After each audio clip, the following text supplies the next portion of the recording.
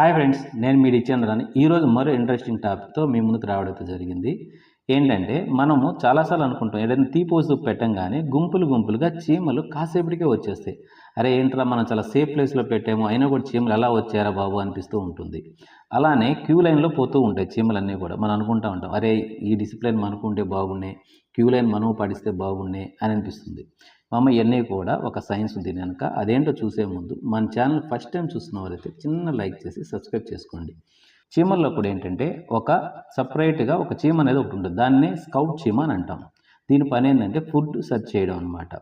ఎక్కడైనా తీపి వస్తువు ఉన్నా, బెల్లం ఉన్నా ఐడెంటిఫై చేసి అది చెక్ చేస్తుంది. ఫస్ట్ ఇది సేఫా కాదా అని. తర్వాత తన నివాసం వైపు వెళుతూ ఒక పదార్థాన్ని రిలీజ్ చేస్తూ పోతుందన్నమాట, రసాయనాన్ని. దాన్ని ఫెరోమోన్ అని అంటాం. ఇది వాటి యొక్క లైన్ పాత్ అనమాట. అంటే చీమలకి మళ్ళీ రిటర్న్లో వచ్చేటప్పుడు చూసుకొని చెక్ చేసుకునే దానికి ఈ రసాయన పదార్థాన్ని వదులుతూ వెళ్తుంది. అలా వెళ్ళిన తర్వాత కొన్ని చీమలు అదే దారిలో వాసన చూసుకుంటా రావడం అయితే జరుగుతుంది. అవి కూడా రిటర్న్ వెళ్ళేటప్పుడు సేమ్ ఫెరోమోన్ అనే పదార్థాన్ని వదులుతూ పోతుంది. అలా వదులుతూ పోతూ పోతూ ఆ లైన్ అనేది చాలా స్ట్రాంగ్ అయిపోతుంది.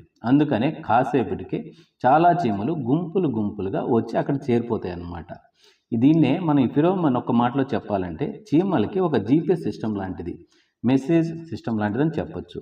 ఈ వీడియో మీకు నచ్చినట్లయితే మన ఛానల్కి లైక్ చేసి సబ్స్క్రైబ్ చేసుకోండి. Thank you.